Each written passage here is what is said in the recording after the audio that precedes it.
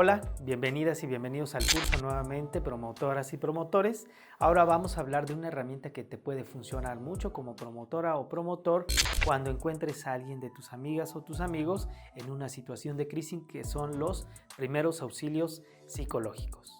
Primero hay que entender qué es una crisis. Una crisis es un estado donde se tiene que generar alguna decisión para no poner en riesgo nuestra integridad física, psicológica o social, o no poner en riesgo nuestra vida.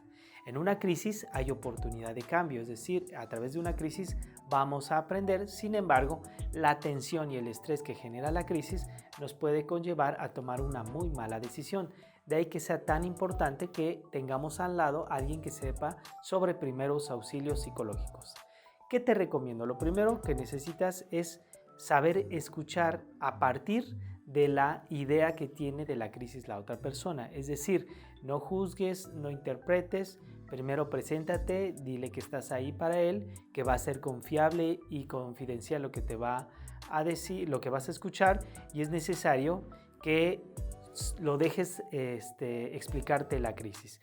Aprende a identificar que para él la tensión es suficientemente alta como para que le genere la crisis, aunque para ti no lo sea. Hay muchas chicas y chicos que se ponen en crisis emocionales porque, por ejemplo, las truena su novia, su novio, o están reprobando una materia.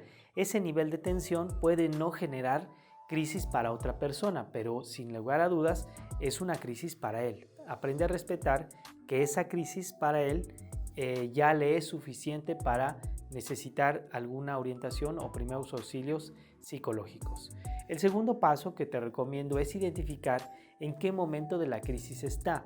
En las primeras horas, en la fase aguda, la persona puede manifestar inquietud, somnolencia, irritabilidad, puede lugar en algunos casos inclusive comprometer su capacidad de juicio con la realidad, es decir, puede hacer cosas impulsivas extrañas derivado que acaba de pasar la crisis. La segunda etapa es una fase más bien reactiva. Esa no dura horas, sino dura de días a semanas. Y en esa fase la persona va a reprimir emociones y sentimientos para tratar de adaptarse a la crisis. Por ejemplo, puede ser que apenas se acaban de separar sus papás, acaba de vivir violencia en casa hace unos días y él esté reprimiendo emociones y sentimientos para tratar de adaptarse a la situación. Luego viene la fase de reparación. En la fase de reparación, la persona, ya pasando más o menos los 20 días a un mes, empieza a manifestar el dolor emocional que tiene a través de conducta irritable, llanto, problemas de alimentación, sueño, y finalmente en la fase de orientación aprende de la crisis de manera natural. Esto tiene que suceder más o menos medio año después de una crisis fuerte y tiene que restablecer su plan de vida. Por ejemplo, imagínate que una compañera o compañero de tu salón pues perdió un familiar por COVID. Primero va a tener una fase aguda donde se van a manifestar emociones intensas, pensamientos intrusivos, negativistas, trastornos del sueño, la alimentación por unas horas. Después puede tener una fase de reacción. En esa fase va a reprimir emociones y sentimientos para intentar continuar con la vida cotidiana, con todo y la pérdida. Luego una fase de reparación y reorientación.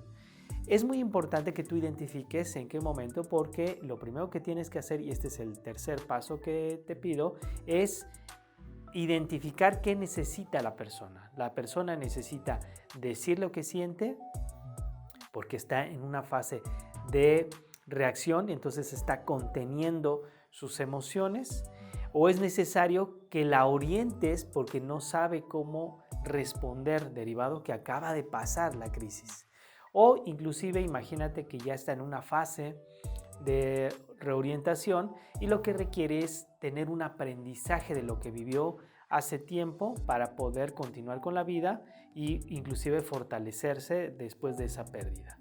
Unos tips que te recomiendo y que vas a observar y que vas a leer en los apartados en las lecturas adicionales. Primero, escucha, y el momento de escuchar trata de poner a un lado de manera consciente tus necesidades para que estés completamente con el otro. Trata, en la medida que puedas, de hacer una pausa para que la persona se detenga, reflexione lo que te está diciendo y tú le repitas con las palabras que ella dijo, a modo de parafraseo, lo que en resumen lo que te acaba de contar. Si tú haces esto, la persona va a tener la posibilidad de reflexionar si es correcto lo que te dijo y se va a sentir escuchada. Por eso es muy importante que digas las palabras exactas.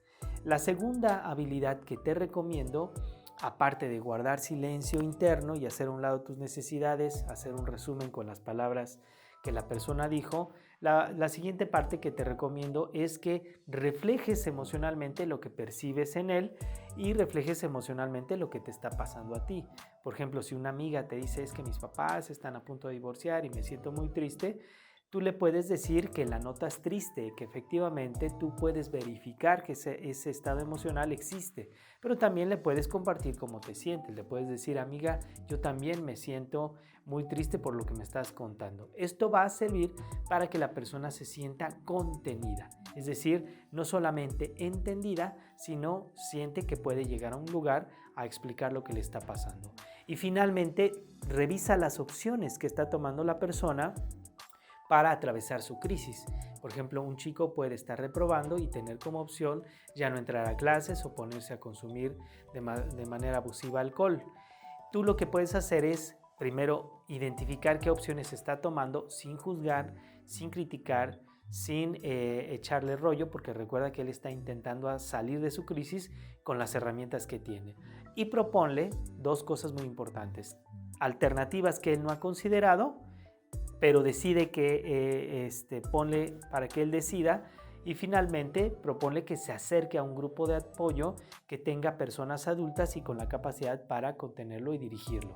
Estas herramientas te van a servir mucho porque la mayoría de personas que estamos en la adolescencia caemos en crisis y no tenemos a una persona que nos sepa contener y guiar. Si tú aprendes acerca de estas herramientas, vas a ser un gran aliado acerca de la salud de tus compañeras y compañeros. Gracias.